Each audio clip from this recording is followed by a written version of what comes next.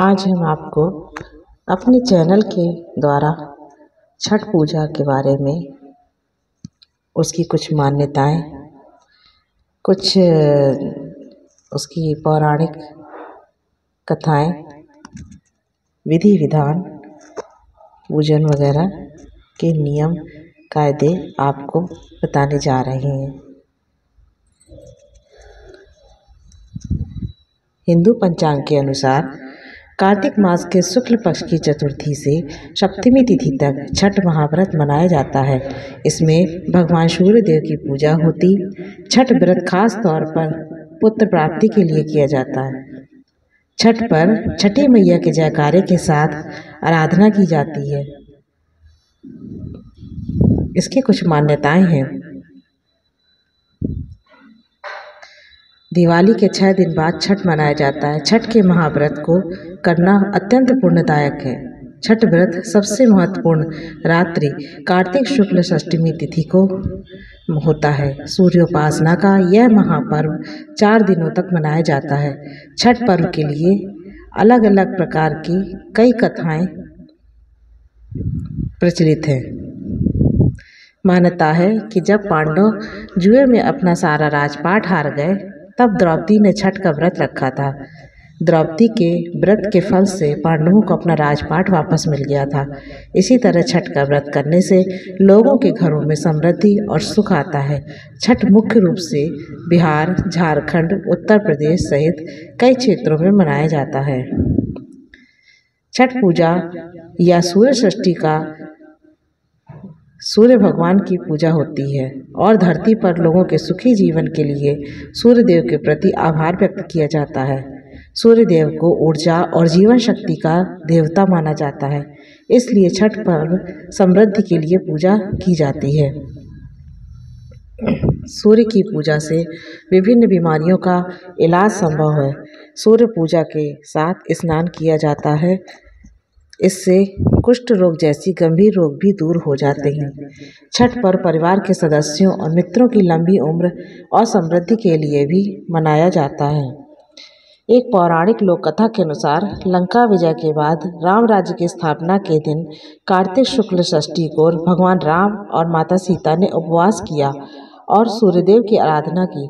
सप्तमी को सूर्यदेव के समय पुनः अनुष्ठान कर सूर्यदेव से आशीर्वाद प्राप्त किया। एक और मान्यता है कि छठ पर्व की शुरुआत महाभारत काल में हुई थी। सबसे पहले सूर्य पुत्र कर्ण ने सूर्य देव की पूजा शुरू की। कर्ण भगवान सूर्य का परम भक्त था। वह प्रतिदिन घंटों कमर तक पानी में खड़े होकर सूर्य को अर्घ देता था। सूर्य की कृपा से ही वह महान योद्धा बना था। आज भी छठ में अर्घदान की यही पद्धति प्रचलित है।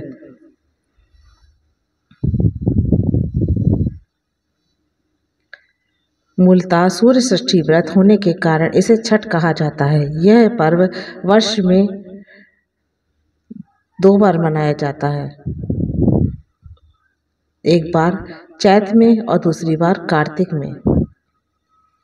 यह पारिवारिक सुख समृद्धि तथा मनोवांछित फल प्राप्ति के लिए मनाया जाता है। इस पर्व को स्त्री और पुरुष समान रूप से मनाते हैं। छठ पूजा 4 दिवसीय उत्सव है। इसकी शुरुआत कार्तिक शुक्ल चतुर्थी को तथा समाप्ति कार्तिक शुक्ल सप्तमी को होती है। इस दौरान व्रतधारी लगातार 36 घंटे का व्रत रखते हैं और वे पानी भी ग्रहण नहीं करते। छठ पर्व बांस निर्मित सूप, टोकरी, मिट्टी के बर्तनों, गन्ने का रस, गुड़, चावल और गेहूं से निर्मित प्रसाद और सुमधुर लोकगीतों से युक्त होकर लोक जीवन की भरपूर मिठास का प्रसार करता है। षष्ठी को मनाया जाने वाला छठ पूजा सूर्य उपासना का अनुपम लोक पर्व है।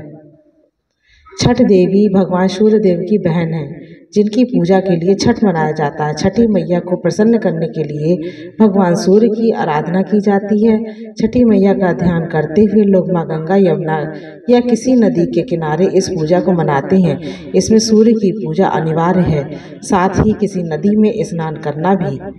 इस पर्व में पहले दिन घर की साफ सफाई की जाती है। छठ पर्व पर गांव में अधिक सफाई देखने को मिलती है। छठ के 4 दिनों तक शुद्ध शाकाहारी भोजन किया जाता है। दूसरे दिन खरना का कार्यक्रम होता है। तीसरे दिन भगवान सूर्य को संध्या अर्घ दिया जाता है और चौथे दिन भक्त उदीयमान सूर्य को उषा अर्घ देते हैं। छठ के दिन अगर कोई व्यक्ति व्रत को करता है तो वह अत्यंत शुभ और मंगलकारी होता है। पूरे भक्तिभाव और विधि विधान से छठ व्रत करने वाला व्यक्ति सुखी और साधन संपन्न होता है। साथ ही निसंतानों को संतान प्राप्ति होती है। इसकी अनुष्ठान विधि इस प्रकार है। छठ के दिन सूर्योदय में उठना चाहिए। व्यक्ति को अपने घर के पास झील, तालाब या नदी में स्नान करना चाहिए। स्नान करने के बाद नदी के किनारे खड़े होकर सूर्योदय के समय सूर्य देवता को नमन करें और विधिवत पूजा करें। शुद्ध घी का दीपक जलाएं और सूर्य को धूप और फूल अर्पण करें। छठ पूजा में 7 प्रकार के फूल, चावल, चंदन, तिल आदि से युक्त जल को सूर्य को अर्पण करें। सर झुकाकर प्रार्थना करते हुए ओम घृणीम सूर्याय नमः, ओम घृणीम सूर्याय नमः आदित्यः, ओम ह्रीम ह्रीम सूर्याय सहस्त्र किरणाय मनोवांछित फलम देहि देहि स्वाहा या फिर ओम सूर्याय नमः 108 बार बोलें। अपनी सामर्थ्य के अनुसार ब्राह्मणों गरीबों को भोजन कराएं। गरीब लोगों को कपड़े, भोजन, अनाज आदि का दान करना चाहिए। ये है इसकी अनुष्ठान विधि।